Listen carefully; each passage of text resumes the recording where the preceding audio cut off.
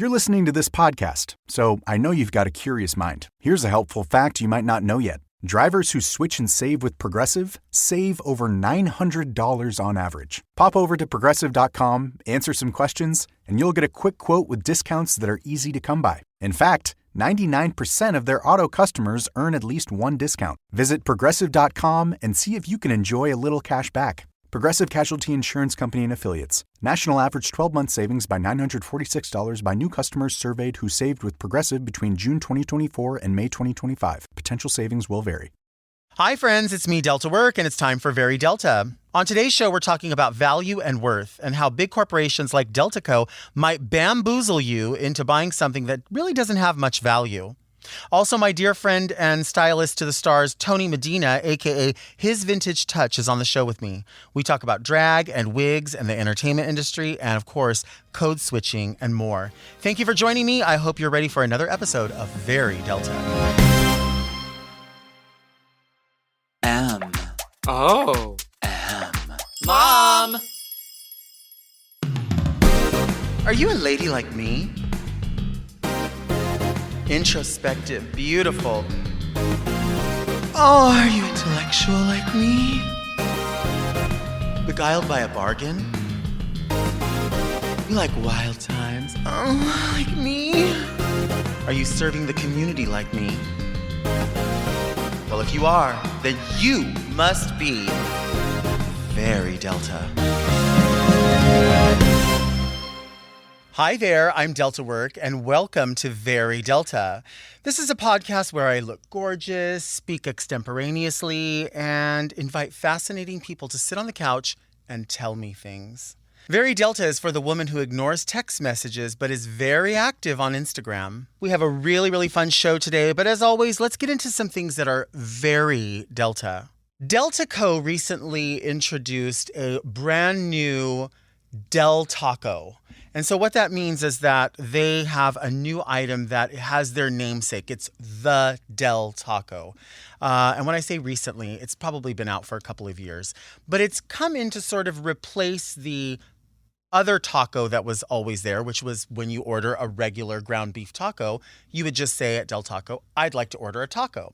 Well, now you have two options. That regular taco has been moved down to being called the value taco, and the one that is like $1 more, give or take, is now called the Del Taco. And I'm so curious as to why what was always being sold and always being pushed as their taco had to move down to a value status, and why they don't give it the name the Del Taco. Why is that? Why does that happen? Why can't they? Why I feel like in renaming it, they're sort of admitting that you were never really getting a value point. And also as it moved down, its price went up. I mean, the price of everything has gone up a little bit, but I feel like the price went up significantly, and what went into it came out by about half. So that now when you order the Del Taco, which is a great value, I do think it's a wonderful value.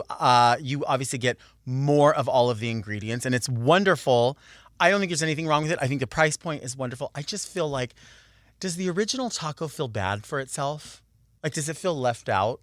Does it seem kind of shitty that all these years we've been buying the regular taco at a different price point with less ingredients, and now that they have something bigger, they're willing to put their name on it and call it, well, this is our official taco. This is the Del Taco. I just feel like that seems really weird. So the Del Taco is considered a better value because you get double the ingredients for whatever the price point. I think the Del Taco is $1.79. It could be $1.69, and the value taco is $1. This is the size of a value taco. This is a soft one. You can have it soft or hard shell, either way.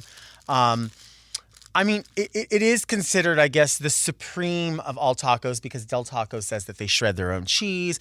They make their ground beef fresh. Some people were surprised years ago when Taco Bell admitted that they use a lot of fillers in their hamburger. Some people have said that there's oatmeal in their hamburger. I'm fine with oatmeal being in the hamburger. That doesn't bother me at all. I don't think anybody goes to a fast food restaurant like this and is concerned about the ingredients, especially if it's a Taco Bell, a Jack in the Box. these kinds of places, I mean, it is in fact fast food. So they're obviously meals that are designed for you. They're designed to get out of the window as quick as possible, get people on their way, save them some money. I mean, listen, I'm an old lady. I can remember when the first value meals came out at McDonald's and they were $2.99, and forever that was the price, and then you could upsize them for 29 cents, and that was a big thing. Now, I mean, you go to Jack in the Box and they have like Jack in the Box is smart because they play off of everybody they know that's fucking stoned, because they sell the munchie meal and it's like the size of this table. And it's for everybody. So it's like loaded with fries and mini tacos and chicken nuggets and all the sauces in the world. And you could get a smaller one intended for one person. But these companies, like, they know to market at certain people. And I don't see a problem with it. But I do feel like it's weird that you're supposed to be convinced that we don't notice that all along there wasn't a value, maybe? Like, all along that taco was their gold standard. That was the taco you ordered. And then they were like, no, we need to replace it and give it our namesake. How come it didn't get the namesake all along? How come that wasn't the Del Taco? And you are going to have to verbalize at a drive-through window or in person what level you're at. Like when you go to a car wash and you say, like, I want the bronze wash. I want the silver wash. I feel like when I go through, people are like, you're not that serious about your car, are you? You don't really care what happens. You don't want the neon foam on your tires. I guess you don't really give a shit. So when you go through and you're like, oh, I need like 6 value tacos because you know that they're like so little and wafery, then it becomes a thing of like, well, why don't you just order the premier ones? You only need a couple. And then you're like, well, I just, they're not going to ask you. But the feeling is, it sounds like I'm ordering 6 items, and I am, but they condense down to the size of 2 items. So then, like, am I cheap and a pig? Or am I a pig and cheap? I guess I'm both. And another time we can talk about McDonald's, but I'm just not still sure what the price is of a regular cheeseburger. I know it has to be a little over $1, but why the McDouble's $2.19 and you get so much more? I'm not sure what it is. Anyway, when we come back, I'm thrilled to welcome my special guest to the couch. He's a hairstylist to the stars, a longtime friend, good Judy. Tony Medina will be with me right after this break.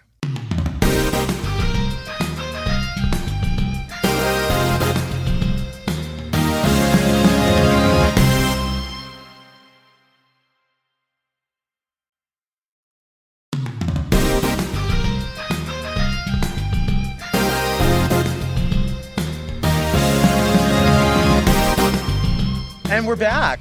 I have known my next guest for a very long time. He is the absolute wizard when it comes to hair. He's a style icon. He's a trailblazer in the world of daytime rouge, a supporter of the dolls.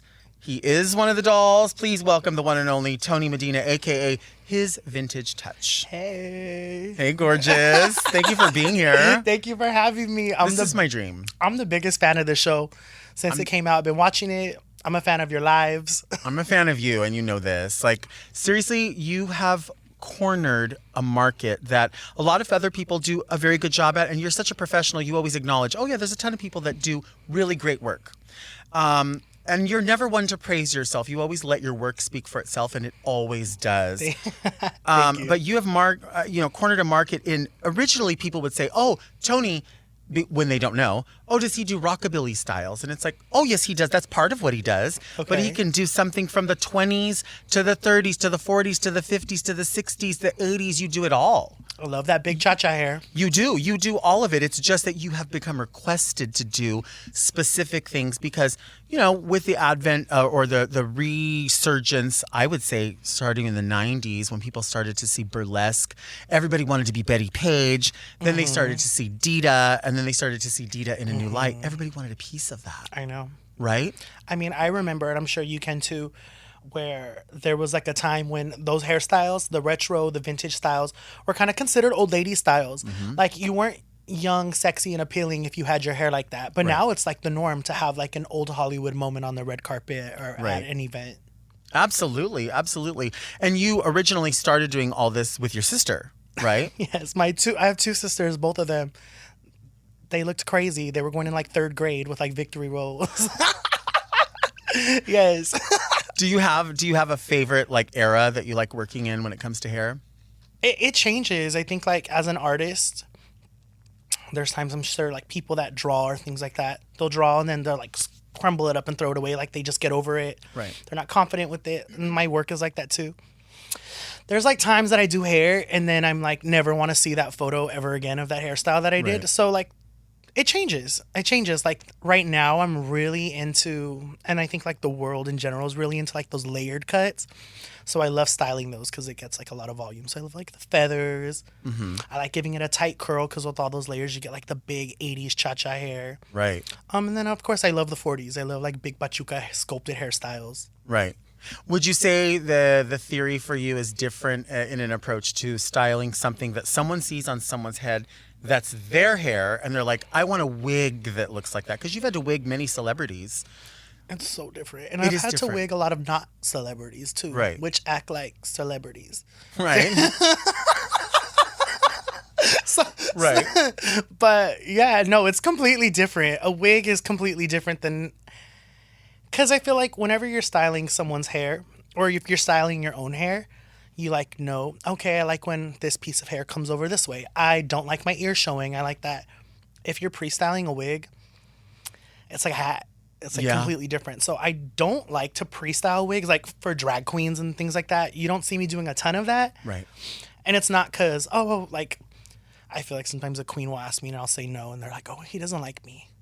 Or it's nothing to do with it. Actually, I love you and I will go tip $1 when I see you. But it's just, I'm like, oh, the thought of like making this little helmet, traveling to get to you, it gets to you, you travel with it. By the time you put it on, it's not his vintage touch anymore. It's your touch. Like, you know? That is so true. It makes me so uncomfortable. And I don't care if you're the best hair wig packager alive. Like, it's going to look different by the time they put it on. Maybe you intended it to be a little more centered and they're wearing it a little more to the side. Right. I hate that. I want it. So the only time I really do wigs on other people is if I'm able to be on set with them and like actually finish styling it on their head so that I can arrange it to their face shape. And right. Yeah, it's very difficult. It's a very difficult thing. And, you know, I hear clothing designers say the same thing when someone goes, oh, is that my size? I would like to wear that. And it's like, well, yes, it is your size, but we don't know if that's your proportion. Girl, that shit needs to be tailored. Everything should be tailored. Everything, even if it's from the store. If you're going to Target, if it's from the store. Take that shit to your cleaners and be like, do you do alterations? Get it taken in where you need to. Right. Being a person of a certain size, I wear... when I get dressed up, I mostly wear vintage. Of course. Everything is altered. There's so many tricks and, you know, safety pins and things happening like when I dress up in vintage because realistically, if you were this size 60 years ago, that shit is thrashed. There's holes, you know, tears. Right. And so I mend everything. Yeah, you do. And that's something that I remember not too long ago. I don't know if you were in Vegas or where you were, but many of your things went missing. That was horrible because I know how you curate your collection of things. These are really important to you. Yeah. No, actually, it was partially my fault. I just came back from vacation and I collect men's 50s swimwear. So I collect sets like the matching swim shorts with the matching shirt. And so I had a bunch with me. I went to Hawaii. And my flight got back earlier than expected, and all my friends were out at the bar. And I was like, I want to stop by and see all my friends. I haven't seen them for 2 weeks. I'm going to go have a drink. Went up. I was up for maybe like 30 minutes. I came down. Everything was gone from my car. Oh, that was so... I remember when it happened. I remember seeing it. And I was like, oh, my God. Like... Yeah, you say, oh, because you went to the bar. But I mean, that doesn't like, I'm going to the bar, please steal everything from me. Like, it's not that way. You know? And then I was like, if I see any of these little fags walking around in my clothes, like... Girl, they wouldn't know what to do with it. On site. And they wouldn't know what to do with it. I don't promote violence, but on site. But it's like like you said, like, you know, the clothing or a hairstyle or something, there's people that think, oh, that's old or that, because they don't have the reference point or they don't know from whence that glamour came. People were probably looking for, like, jewelry or something. I guarantee you it was like in an alley dumpster by the end of the night. And that's what makes it extra sad. Yeah. No, I'm okay with that. It would hurt more if I saw somebody wearing them. I guess that's true. Yeah. I guess that's true. You obviously because you work with a lot of different celebrities, Andra. You're now, of course, working with Michelle. You've been doing that for a long time.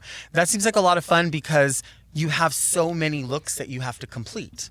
So many different ones. Yeah. It's a lot of fun. Well, you know, you've worked in television, and especially a show like that.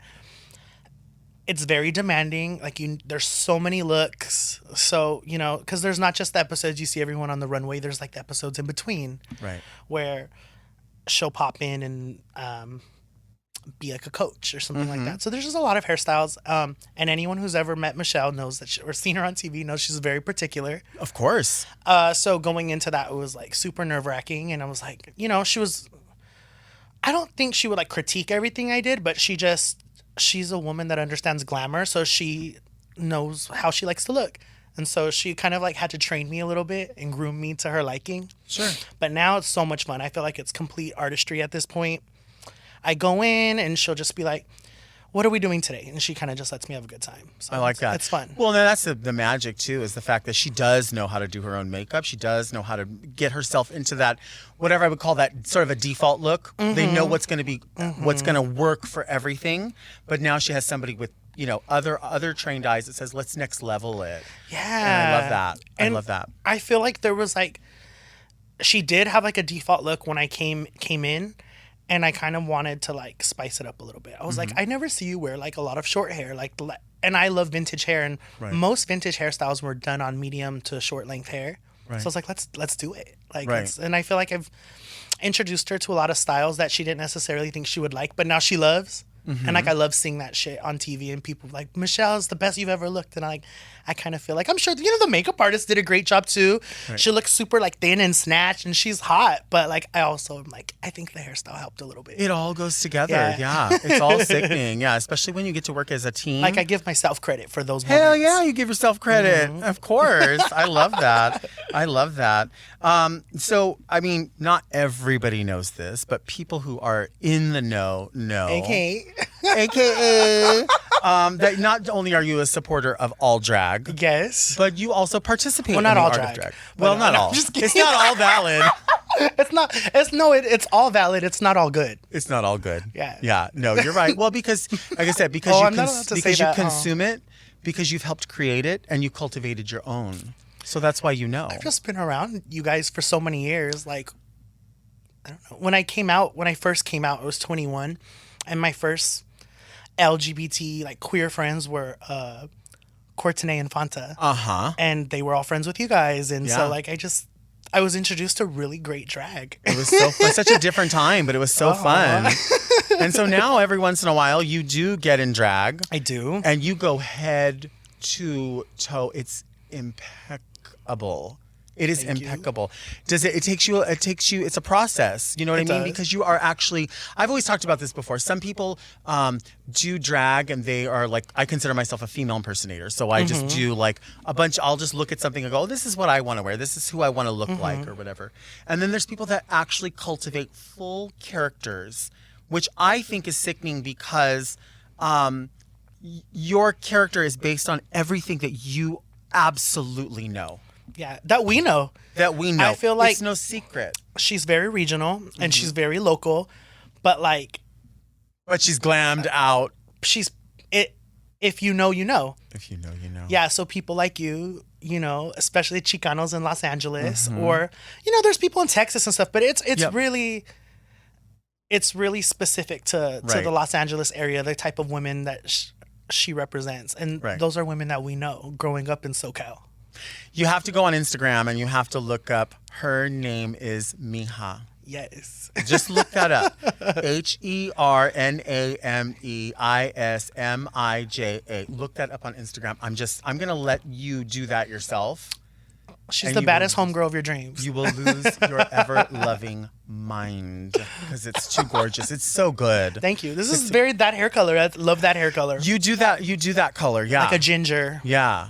But you do it like 4,000%. Oh no, she's like a nod to Delta work. Like I always know, like Delta, you're always gonna see her like in a corset. Like you're always gonna have like a silhouette. Thanks. And that's from head to toe. Like your hair shape matches your shoulders, which goes with your waist and the hip ratio. Like, and I feel should I stand up right now so they can see the waist? We're cheating for camera. That's what we do. Like the thing is, no, yeah, but I want it to be visually appealing to myself. Right. And so I like that. I like an hourglass shape.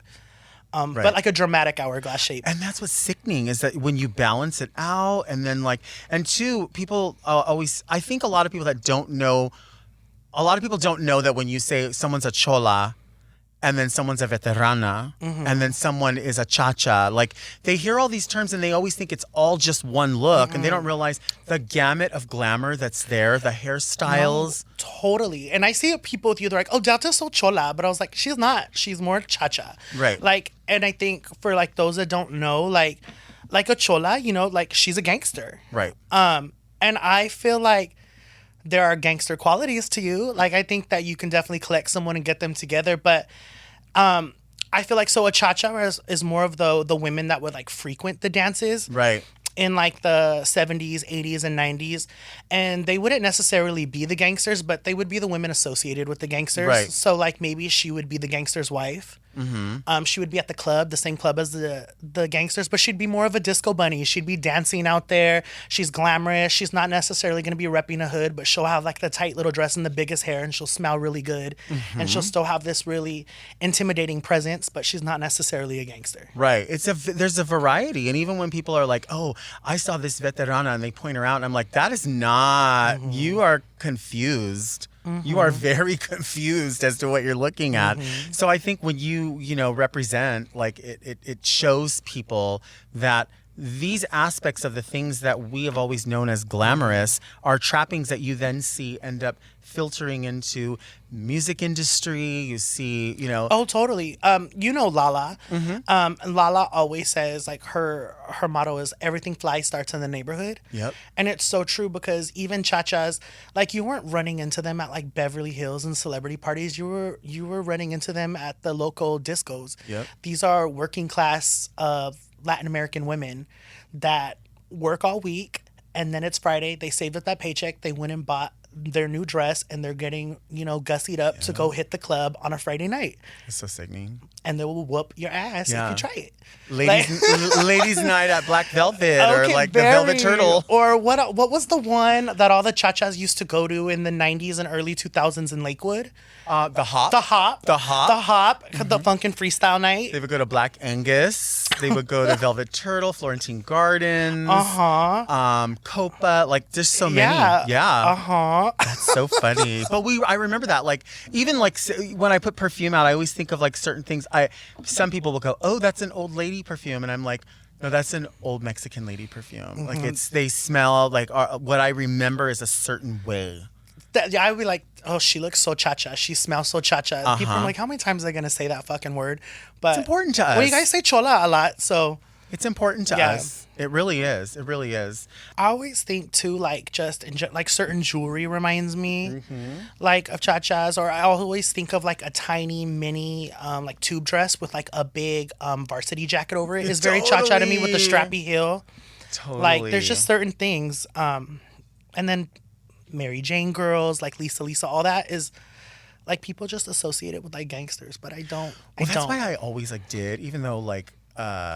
I never had that conversation with her, but I always saw Michelle as that. Like, just totally. So cha-cha. Like, I always knew that there was a way that she was like, as much as she would get elevated in the show, and I was like, I don't think people know that she could probably get down. Like, I try to bring that to her appearance now. And I see like the big curly hair. Like, I want it to look like a perm. I totally see like, it. I try to because you could tell. Well, we're going to take a little break and we'll come back.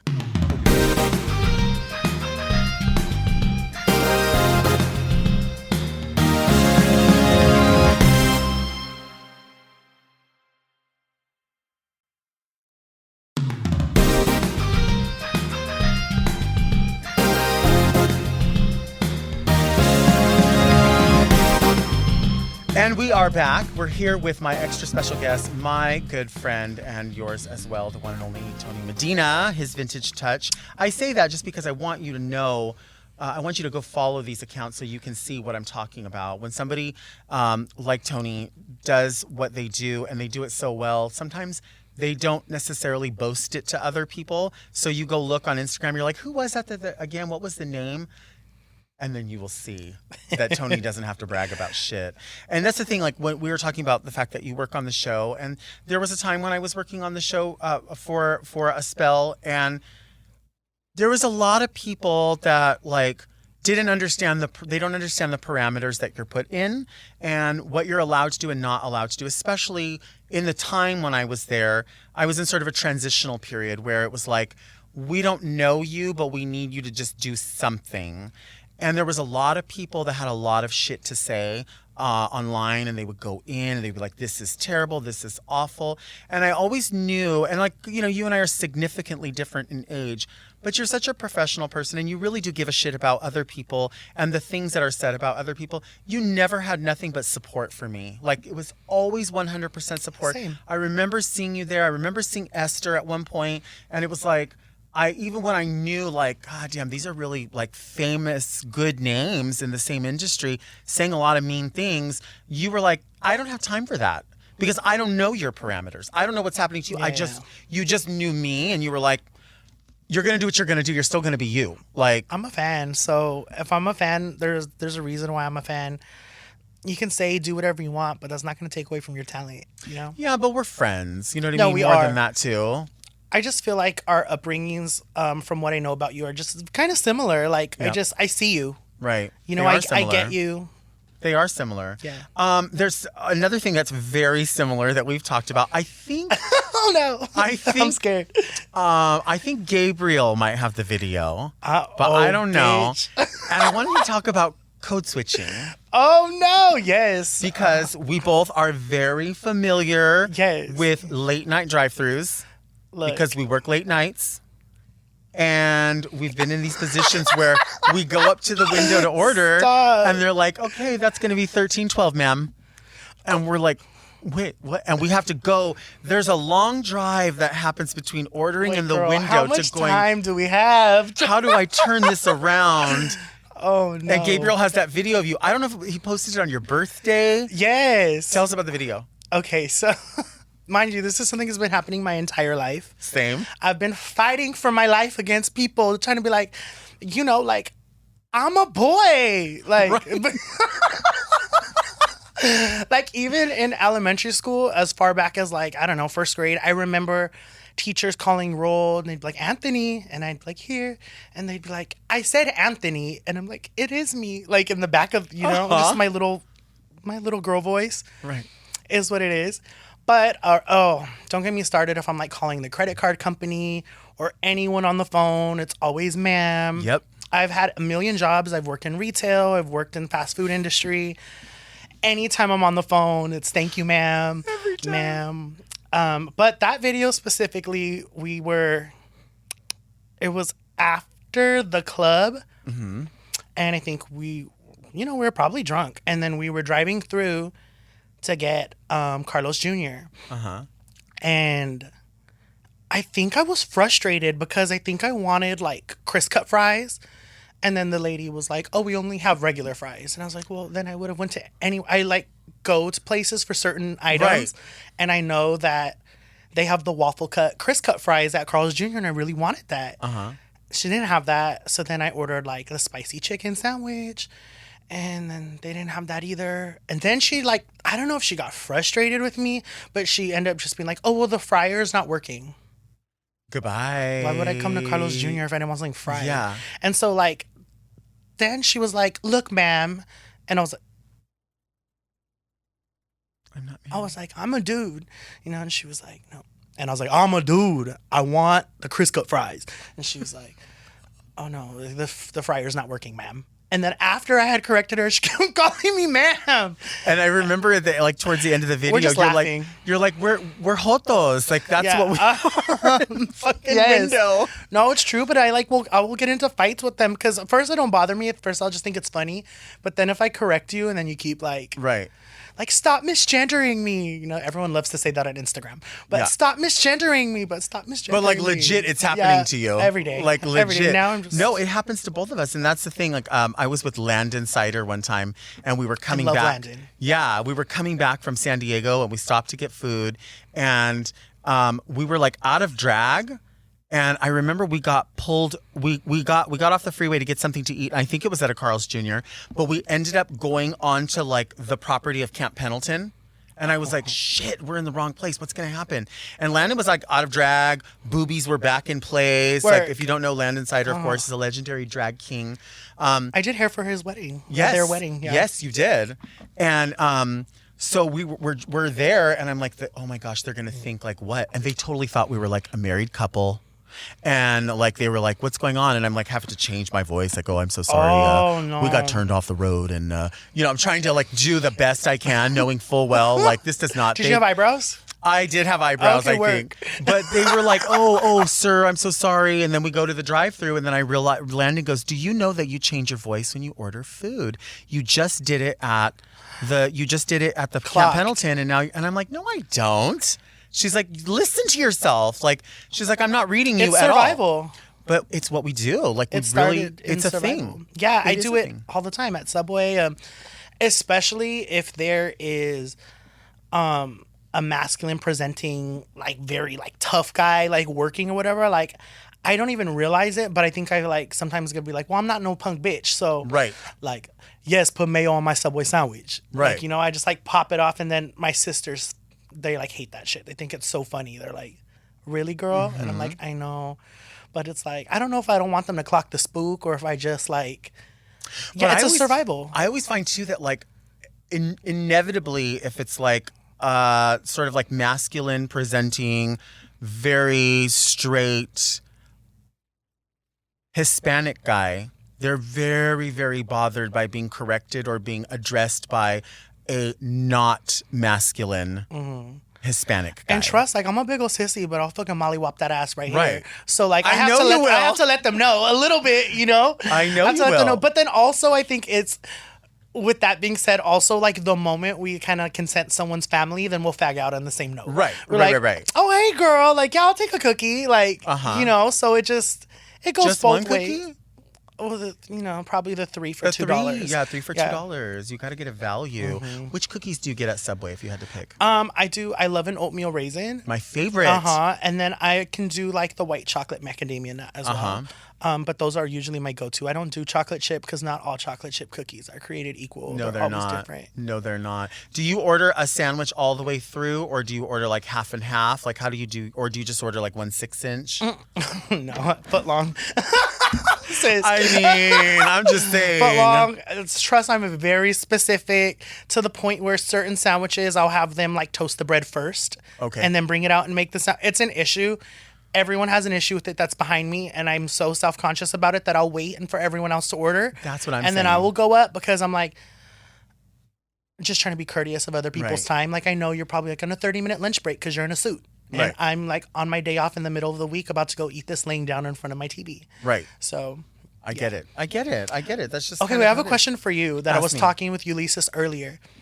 Like, I'm someone that like I frequent the same places over and over. I don't necessarily try a lot of new places I do not because either. I like what I like. I will And I not. know you like what you like too.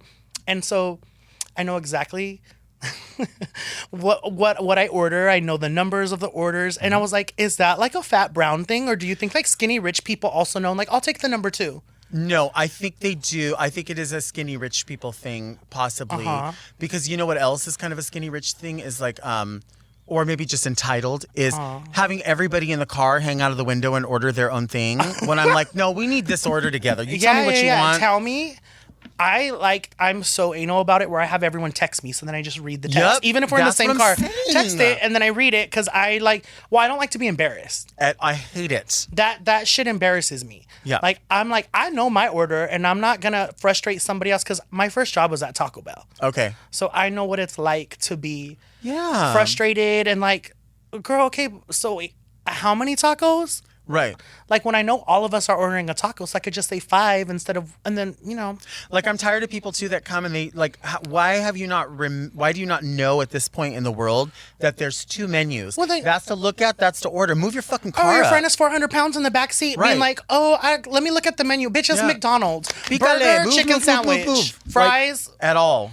McFlurry or fucking soft Right. serve. You Like, know what what's do you on the want, menu. bitch? You know what's on the menu. I hate that shit. It's not that. That's fucking what gets deep. me mad. But they think it's deep. Okay. You know what I'm saying? But then also to like non-fat, like to skinny rich people also like dance or like clap or get excited before they eat, or is that like a fat person thing too? I do kind of get like, Like it's gonna be like fucking it's gonna be so good. But I don't clap when the airplane lands. I'm not that person. Oh no, because it's supposed to land. It's supposed to, yeah. Like you didn't do something extra. Like, and if someone does clap, I look at them like, bitch, were you bad jujuing me? Did you think we were gonna fucking go down? Right. The fuck. But I always wonder, like sometimes I'll get really excited when I eat, and then I'll like, ooh, I'm like, and then I'm like, this is really fat. I'm like, do skinny people do fat. this? It's so fucking fat. I don't think skinny people do No. it. Well, skinny people will leave fries. I won't leave any fries. You know Oh what no, I mean? even if they're fucking cold, and you know, cold fries suck. You know what I'll have to talk about again sometime is what do you order, but what do you order from the 99-cent menu to eat before you get home? Because you got to get like a little something, like just a little wrap that's No, like this I'm big. fat, so I like. First of all, I'm always on a diet. I can tell you, like, maybe half of those Mondays out of the year, I start a diet. I'm not on one right now, but next Monday I am. I'm like, next week I'm gonna start this diet. Right. But when I'm not on a diet, I order 2 orders of fries. Oh, okay. So, because I like to eat the fries on the way home, and then I get pissed if I'm like, now my burger has like a quarter of the amount of fries to eat with my burger. So I have a full order of fries. There you go. And then sometimes I have some extra what I didn't finish on the way Well, home. I get mad because I'll always take the fries out and go like that, and I'm like, nope, it's not full, and because it'll be like the little pocket will be like that, and I'm like, it's not even coming out. Do you ever go to Rallies? Yeah, Rallies has great fries. they have great fries. They do. They have great fries. I know. I could talk about this all day long, and I me too. probably will. I'm gonna text you about it. Let's take a break. We'll be right back.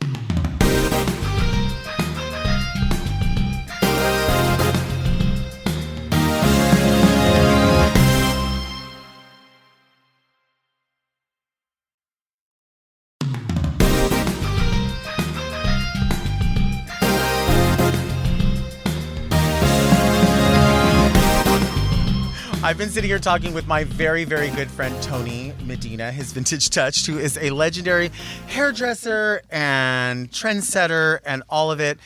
This is one of my favorite parts of the podcast, which is where we get to answer letters. This is a It's segment. my favorite too. Yeah, this is a segment called Read Me Delta. I finally have this back. Or the last time I was here, I didn't have it, and I was a mess. I love it when you used it as mayonnaise. It is. Yeah. Like that. Oh, this looks like a short one. I'm not mad. Dear Senorita Delta, I'm a 26-year-old man. I have a girlfriend. We've both been the same sex. Wait. I'm a 26-year-old man. I have a girlfriend. We have both been with the same sex and prefer each other, but I've come to perfecting giving her orgasms, which no other man has ever done for her. But I still like jacking off to gay porn. I don't like sucking dick or having anal sex, though I just like looking at men and not being with them. Do I just keep doing this? Yes. You just keep doing this. If this is what you want to do, you have sex however you like. You know, some people are top, some people are bottom. I've recently heard of something called a side. I don't know if you know what that is, but a side is somebody who likes having oral sex, does not want to have anal sex. So they're not a top or a bottom. They're just on the side. Hey, I don't ever want to be just on the side. Right. Yeah. I mean, a side of ranch. Period. But like, do whatever the hell you want to do. I mean, if you're all on the same page and you all know what's going on and everybody's being safe, Right. I say go for it. I don't know. What do you think? Would you prefer they do something different? What do you think? Honestly? Yeah. I like don't care what you do, but there's some things like I just don't want to know about. Right. You know. Because you're a gentleman. Yeah, I just like I know that you like dated girls before or whatever, but like I don't need to know about like. Are you talking about us? Like, Yeah. because you knew that I used to date girls? Yeah, so did I, but they also knew that they were dating girls as well. I never dated girls, but I did. You did. I know you did. Yeah, you've said that I have before. old photos and everything. Yeah. But yeah, no, I think do whatever you want to do.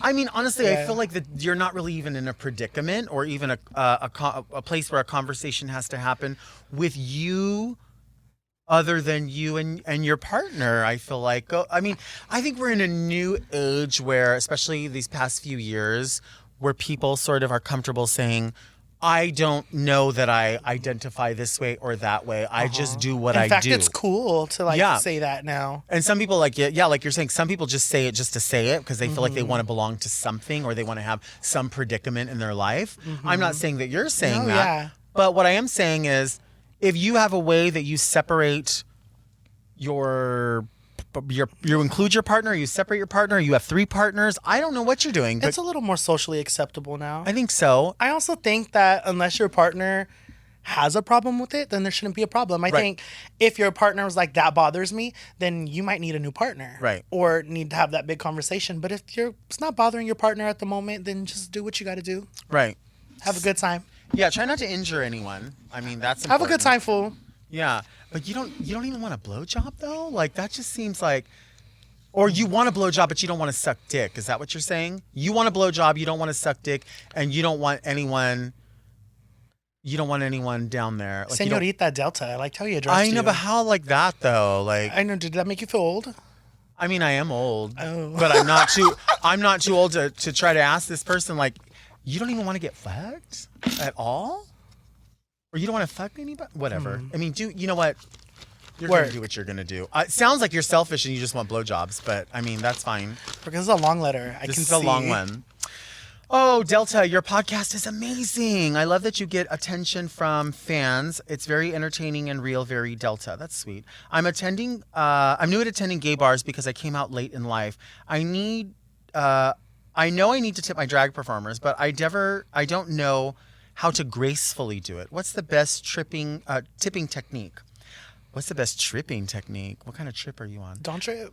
I feel like I'm baiting the drag queen with my dollar if I just put my hand out with the bill hanging. I've also seen guests individually give each dollar out of a stack to the performer. I feel like that the poor queen was at the bank. Is that how you tip several bills?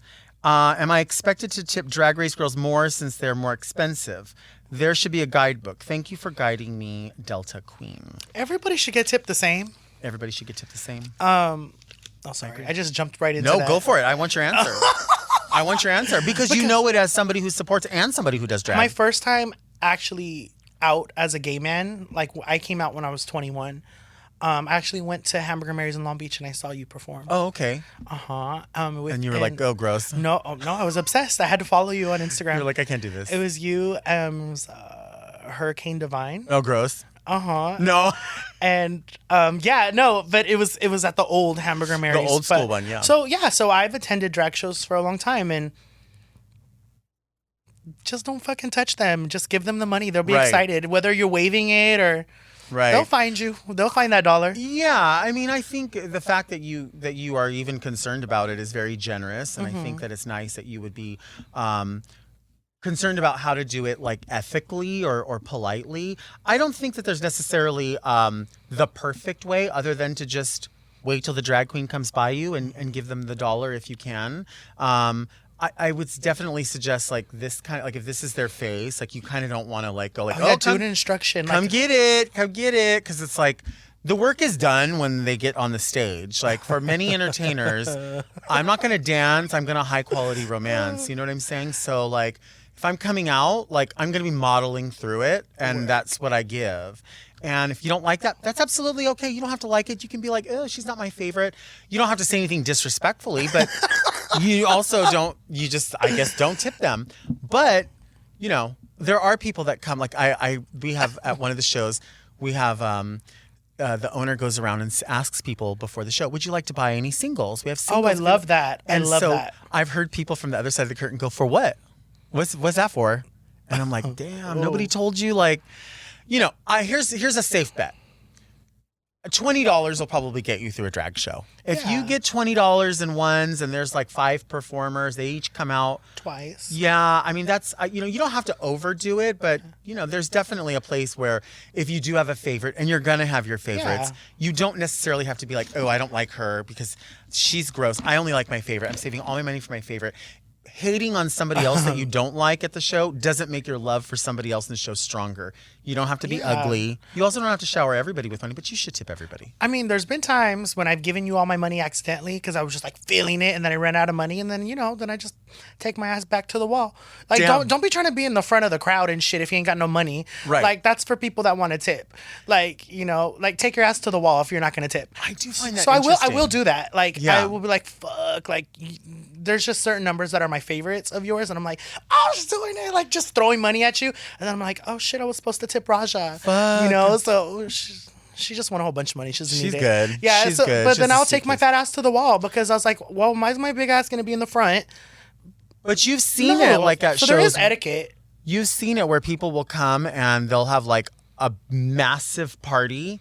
And I don't think they tell the people that are in the party what they're about to see or what's going to happen. You have to warn your friends. And they're like sitting there like, what is going on? Like they thought they were at Dave and Buster's. No one, not everybody needs to be at a drag show. Not everybody. Like, I don't think, like, I'm not going to convince you to come see queer people dressed like right. the opposite sex. Like, I'm not going to convince, like, either you're going to be into it or you're not. I'm not going to be like, oh, I don't want to be that friend. I'm going to be the one to expose you to drag. Right. I'm going to, watch Drag Race a few times and then I'll take you later. Like, I hate that. Like, people are like, I'm bringing my friend. It's her first time. Like, why? Why? Like, why you're going to force them to be uncomfortable for an hour? That's what That's so weird. Like, it's just my friend's like, okay, my friend doesn't like sushi. Well, I'm not going to take her to the sushi spot when I go have dinner. Oh, why didn't you invite me to dinner? Because you don't like sushi, bitch. And when they tell these girls or whatever to bring their boyfriends. No. Who are so uncomfortable. And then they're like putting $1 and they're like, come fuck with him. He's so embarrassed. Oh, well, that makes it safe for me. Like, you want me to go over there that this guy's looking at me and knows full well, I bet you, like, you are just some bald guy. That's why he has 2 other girlfriends. Right. Because you're a bitch. That's why he has 2 other girlfriends. It fucking happens. It happens. Well, thank you for being here and, like, not just answering these letters, but just giving me a fucking answering earful. them wrong. No, giving me an earful. This is so fun. I'm so grateful you made the time. Thank you for having me. This is fierce. Also, too, if you want to send a letter in to me, you can send a letter to readmedelta@gmail.com, and we'll get those letters, and we'll filter through them, and then, it's going to be very that. That's all the time we have for today.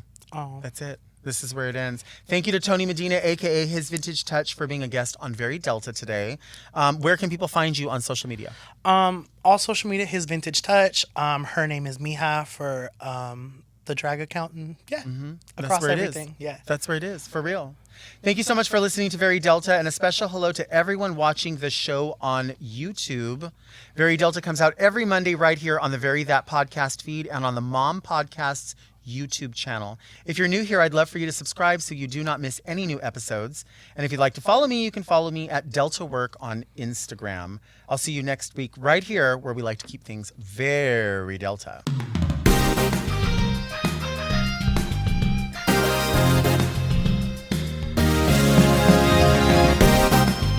To listen to Very Delta one day early and ad-free, sign up for Mom Plus at mompodcasts.plus. Very Delta is produced by Moguls of Media, a.k.a. Mom. Hosted by Delta Work and produced by Mark Jacobs. Engineered by Margot Padilla and editing by Doug Robertson.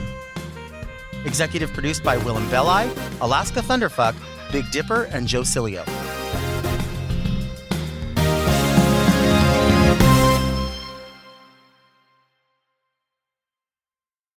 This episode is brought to you by Progressive Insurance. Do you ever think about switching insurance companies to see if you could save some cash? Progressive makes it easy to see if you could save when you bundle your home and auto policies. Try it at Progressive.com. Progressive Casualty Insurance Company and Affiliates. Potential savings will vary, not available in all states.